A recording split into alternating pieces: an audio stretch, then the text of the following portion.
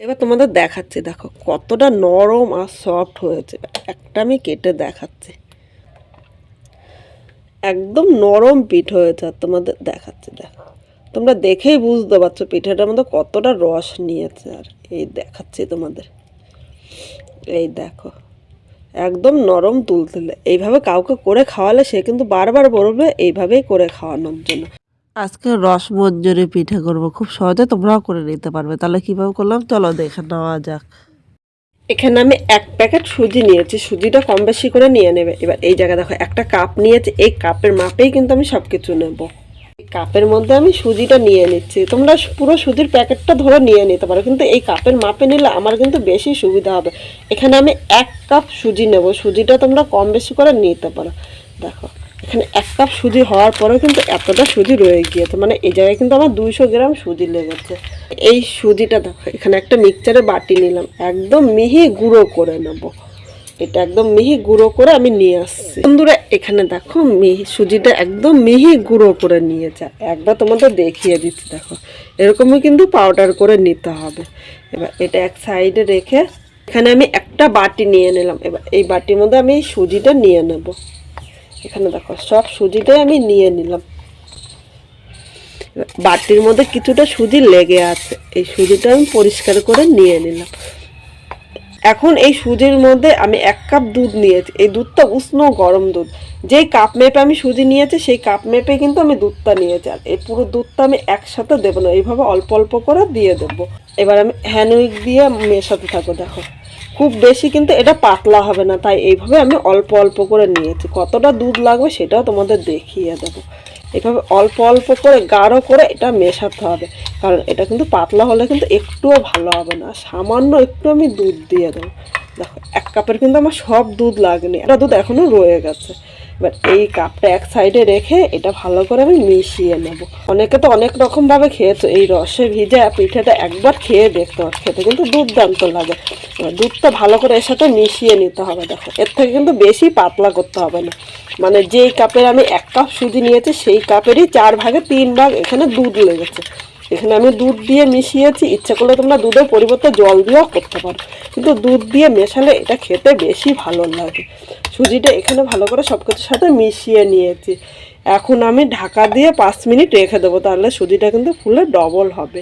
5 minute পর চলে এসেছে, এবার ঢাকনিটা আমি তুলে নিলাম।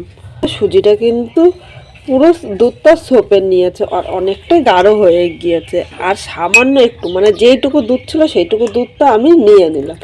দেখো এইভাবে অল্প অল্প করে কিন্তু মেশাতে হবে। দুধটা আমি দিতাম তখন তো আইডিয়াটা বুঝতে পারিনি, তাই এইটুকু রেখে দিয়েছিলাম। এইবার দিয়ে দিলাম। দেখো এর থেকে বেশি কিন্তু আমি পাতলা করবো না, এইভাবেই কিন্তু করে নিতে হবে। এবার ব্যাটারটা ভালো করে আরেকবার এইভাবে মিক্স করে নেব। দেখো এরকম করতে করতে ব্যাটারটা কিন্তু আরও একটু পাতলা হবে। মিনিট ব্যাটারটা মিক্স করে নিয়েছি। এবার এই ব্যাটারের মধ্যে স্বাদ অনুযায়ী লবণ নিয়ে নিলাম, 1/2 চামচ বেকিং পাউডার নিলাম। এখানে কিন্তু বেকিং সোডা নিইনি, অবশ্য মনে রাখবে বেকিং পাউডার নিয়েছি। এবার লবণ ও বেকিং পাউডারটা এই সুজির সাথে ভালো করে মিশিয়ে নিতে হবে আর এইভাবে ফেটাতে হবে। এটা ফেটানো যত সুন্দর হবে ওটাই কিন্তু খুব সুন্দরভাবে ফুলবে। দেখো এভাবে ফেটাতে ফেটাতে সুজিটা কিন্তু অনেকটা হালকা হয়ে যাবে। এইভাবে আমি 2 থেকে 3 মিনিট ফেটিয়ে নেব। বন্ধুরা সুজিটা দেখো ভালো করে ফেটিয়ে নিয়েছে, আর দেখো সুজিটা কিন্তু অনেকটা হালকা হয়ে গিয়েছে। এবার এই হ্যান্ড উইকটা পরিষ্কার করে আমি এক সাইডে রেখে দিলাম। এদিকে কড়াইটা বসিয়ে দিয়েছে, এবার কড়াইয়ের মধ্যে আমি তেল নিয়ে নিলাম। এবার তেলটা প্রথমে ভালো করে গরম করে নেব। তেলটা গরম হতে হতে আর একবার আমি হাত দিয়ে এইভাবে ভালো করে ব্যাটারটা ফেটিয়ে নেব। এরকম করে ব্যাটারটা যত ফেটানো হবে ততই কিন্তু বড়াগুলো খুব সুন্দর ফুলবে। আবার ফেটাতে ফেটাতে দাও, সুজিটা কিন্তু অনেকটা হালকা হয়ে গিয়েছে। এরকমই কিন্তু করে নিতে হবে। তেলটা গরম হয়ে গিয়েছে, এবার দেখো খুব বেশি পরিমাণে নেব না, এইভাবে ছোট ছোট করে নিয়ে নেব। কারণ এইভাবে ছোট ছোট করে নিলে এটা কিন্তু ফুলে ডবল হবে, তাই খুব বেশি বড় কিন্তু আমি করব না। এখন একদম মিডিয়াম আগুনে দিয়েছি, প্রথমে মিডিয়াম আগুনে সব কয়টা বড়া এইভাবে দিয়ে দাও। দেখো দেওয়ার সাথে সাথে কিন্তু তেলের উপরে ভেসে উঠছে, খুব সুন্দরভাবে কিন্তু বড়াগুলো ফুলে উঠবে। বড়া কিন্তু একসাথে ভাজা যাবে না, অল্প অল্প করে কিন্তু বড়াগুলো ভাজতে হবে। তেল দিয়ে একটু উলট পালট করে দিতে হবে। এখন একটু মিডিয়াম টু হাই আগুনে করে দিলাম। প্রথমে মিডিয়াম আগুনে আমি দিয়ে নিয়েছি, কারণ তাহলে কিন্তু খুব সুবিধা হবে। আর নাহলে কিন্তু সব দিতে দিতে নিচে দিয়ে লাল হয়ে যাবে আর ভেতর দিয়ে কাঁচা থাকবে, তখন খেতে ভালো লাগবে না। এবার দেখো, এবার আমি উল্টিয়ে দিচ্ছি। দেখো কি সুন্দর ফুলেছে। এইভাবে কিন্তু সব উল্টিয়ে দিতে হবে, উপর নিচে একটু হালকা লাল করে ভেজে নিতে হবে।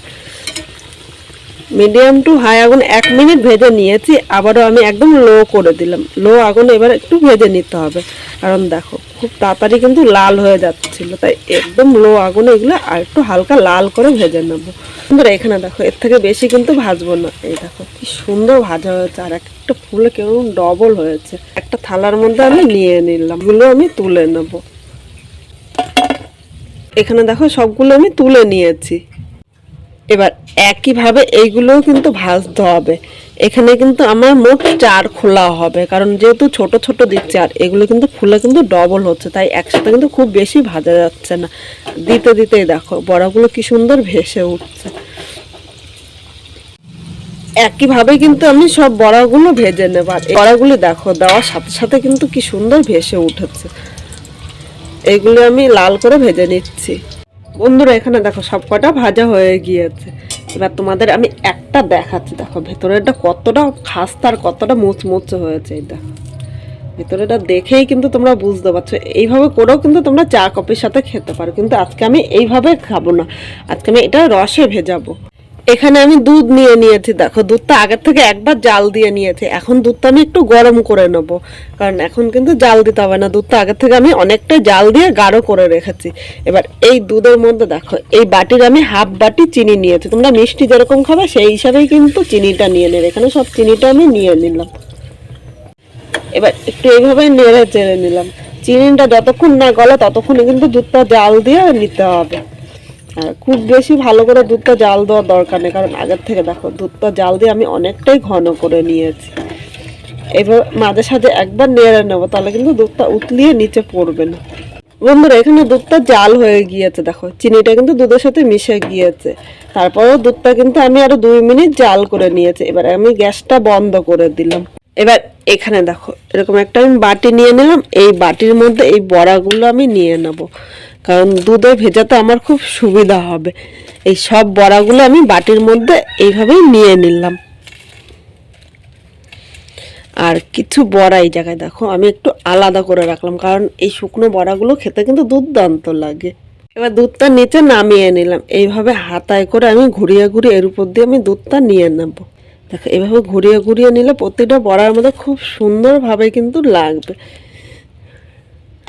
আর দুধটা কিন্তু এইভাবে গরম গরমই দিতে হবে, কারণ ঠান্ডা হলে কিন্তু ভালো হবে না। গরম গরম দিলে প্রতিটা বড়ার মধ্যে কিন্তু এই রসটা খুব সুন্দরভাবে ঢুকবে।